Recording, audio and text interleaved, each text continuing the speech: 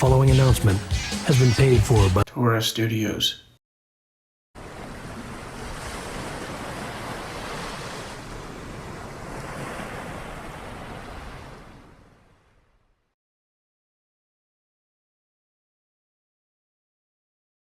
Welcome back to Revealing Biblical Truths. In today's video, we will be going through the book of 1 Kings, chapters 1 through 5. Before we get started, be sure to hit the like button, subscribe, share, and turn on post notifications so you can see future videos as soon as I post them. In chapter 1, King David was old and freezing. They tried to cover him with clothes, but he didn't warm up. So his servants said to get a young girl to stand next to him and also lay next to him and warm him up from her body heat. So they got Abishag, a Shunammite, and she was beautiful, and she lay next to him. Nice. But he did not have sex with her. Then Adonijah, the son of Haggith, one of David's wives, wanted to be king, and he prepared chariots and horsemen.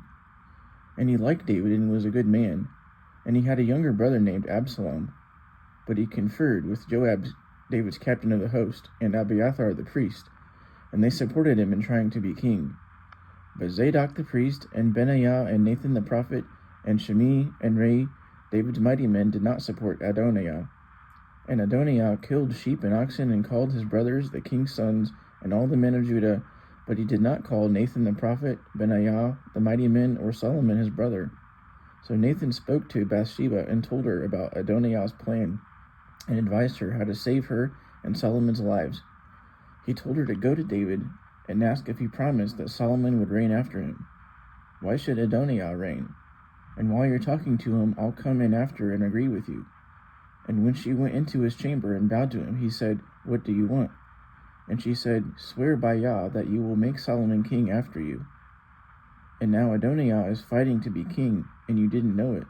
He has even killed oxen and sheep and made a feast for it. So tell me, who will sit on the throne after you? Otherwise Solomon will be counted as an offense. Then Nathan came in and bowed himself and said, Have you said Adonijah will reign after you? And he repeated what Bathsheba had said. And David said, I swear to you, by Yah Elohim of Yasharal, that Solomon will reign after me.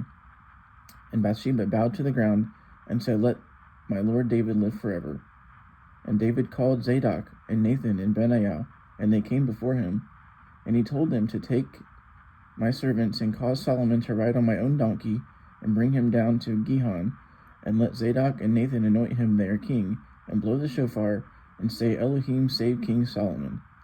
And after that you will bring him here, and he will sit on my throne, and I have appointed him to be ruler over Israel and Judah. Then Benaiah said, Amen, and just as Yah has been with you, may he be with Solomon, and make his throne even greater. So they went down and put Solomon on his donkey, and brought him to Gihon. And Zadok took a horn of oil and anointed Solomon, and they blew the shofar, and the people said, Elohim save King Solomon. And they came after him and made music and rejoiced. And Adonijah and his guests heard as they were eating, and when Joab heard the shofars, he said, Why is there a city in an uproar? And while he said this, Jonathan the son of Abiathar came, and Adonijah said, Come in, you must be bringing good tidings. And Jonathan told him, Truly, David has made Solomon king, and told him all what happened, and that it is the noise you heard. And Solomon is sitting on the throne there now. No, God! No, God, please, no! No! And all the guests that were with Adonijah were afraid, and they all fled away. And Adonijah was afraid also, and went away, and caught hold on the horns of the altar. And Solomon was told this. And they said, Swear to me you will not slay him or his servant. And he said, If he shows himself worthy, not one hair will fall from his head. But if wickedness is found in him, he will die. So he sent servants and brought him down from the altar. And he came and bowed himself to Solomon, and said, Here, go to your house. In chapter 2, David was close to death, and he told Solomon to be strong and keep charge of Yah and your Elohim, and walk in his ways, and keep his commands and statutes, written in the law, that you may prosper in all you do. And if your children walk before me, there will always be a man on Israel's throne. You also know what Joab did to me, and Abner, and Amasa, so do according to your wisdom, and let not him go down to the grave in peace. But show kindness to the Barzillai's sons, But Shimei cursed me when I went to Mahanaim, so don't hold him guiltless either. So David died and was buried in the city of David, and he reigned for 40 years. And Adoniah came to Bathsheba and said, Are you come here in peace? And he said, Yes, I have something to tell you. She said, Go ahead. So he said, You know how I had the kingdom, but it was turned around and became my brother's. So I ask you one thing, and please let me have it. And she said, Tell me. So he said, Speak to Solomon and ask that he may give me Abishag the virgin as a wife. And she said, I will speak to the king for you. So she went to Solomon, and he rose to meet her and bowed to her, and then sat on the throne, but made a seat next to him for her. So she asked him to let Abishag be given to Adoniah for a wife. And he said, Why do you ask this? As Yah lives, who set me on the throne, Adoniah will be put to death today. And he sent Benaiah out, and he killed Adoniah. And he told Abiathar the priest, You are worthy of death, but I will not kill you because you bear the ark of the covenant. Then the news came to Joab, and he fled out of the tabernacle. And he also got caught on the horns of the altar. And when Solomon found out, he sent Benaiah to go kill him. And Benaiah came to the tabernacle and said, Come out. And he said, No, I will die here. So he came back and told Solomon, and the king said to kill him there and bury him, and that you will take the innocent blood away from me and my father's house for killing Abner and Amasa. So he went and slew him, and he was buried in his house in the wilderness. Then the king made Benaiah the captain of the host, and he put Zadok in charge of the priests.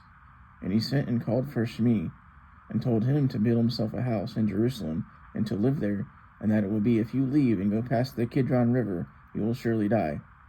And Shimei said, Your saying is good, and I will do it. And he lived there for 2 years. But after those years, 2 of Shimei's servants ran away to Achish, the king of Gath. So Shimei got up and went to Gath, and Solomon was told. So he called for Shimei and said, Didn't I make you swear not to leave the city? Why did you break your oath? Yah will return your wickedness on your head. So he told Benaiah to slay him, and he did. And so Shimei died. In chapter 3, Solomon became friendly to the Pharaoh, king of Egypt, and he took his daughter and brought her into the city of David until he had finished building the temple and his house. And Solomon loved Yah and walked in his statutes, but he had to sacrifice on high hills because there was no temple. And in Gibeon, Yah appeared to Solomon in a dream and told him to ask for something. And Solomon said, You have showed me mercy to my father and to me, and to sit on his throne. But I am still young and don't know much, and am in the midst of a great people without number. So give me understanding to judge the people, so I can discern between good and evil. And the speech pleased Yah. So Yah said, Because you have asked for this, instead of long life or riches, or to kill your enemies, I will give you wisdom and understanding. So there was none like him, neither before or after, with such wisdom. But I will also give you riches and honor, and you will walk, if you walk after my commands and ways, and I will lengthen your days as well.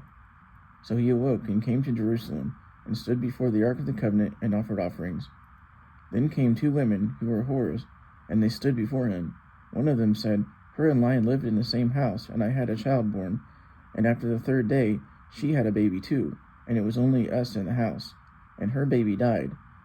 And she laid her baby on me, and she got up at midnight, and took my son, and put her son in my bosom, and kept my son with her.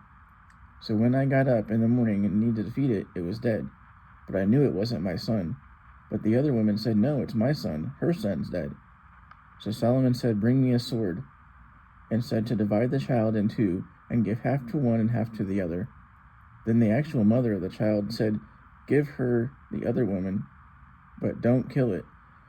And the other woman said, Go ahead, divide it. So Solomon gave the first woman the child, and didn't kill it because she was the true mother. In chapter 4, they lay out the princes of Solomon: Azariah the son of Zadok, Elihoreph and Ahiah his scribes, Jehoshaphat the recorder, Benaiah the captain of the host, Zadok and Abiathar the priests. Azariah the son of Nathan was over the officers, and his other son Zabud was the principal officer. Abishar was over the house, and Adoram was over the tribute. So Solomon had 12 officers over all Israel, and he reigned securely in all the land, and had peace on all sides around. And the kingdom was from Dan to Beersheba. And Solomon's wisdom excelled the wisdom of all the people in the east, in Egypt too, and his fame was in all nations around him. And he wrote 3,000 proverbs and 1,005 songs. And Hiram, the king of Tyre, sent servants to Solomon because he had heard he was king and loved David. And Solomon wrote to Hiram, saying, You know how David couldn't build a house for Yah for the wars around him on every side. But now Yah my Elohim has given me rest all around me, so I want to build a house for Yah my Elohim. So hew for me cedars from Lebanon, and my servants will be with yours, and I will pay your servants however you wish. And it came to pass that Hiram rejoiced to hear his words, and said, Baruch atah Yahuwah this day. And he sent word to Solomon, saying, I will do all you desire regarding the timber, and my servants will bring them down from Lebanon to the sea, and float them down to you. So he gave them the trees, and Solomon paid him 20,000 measures of wheat for food, and 20 measures of olive oil every year. And there was peace between them, and they made a pact together. And Solomon drafted men out of Israel, and it was 30,000 men. So he sent 10,000 men per month in rotation to help cut down the trees. They also brought great stones and gems to cut the stones to lay the foundation of the house. And that is the end of this video. Thank you for watching, and until next time, Shalom.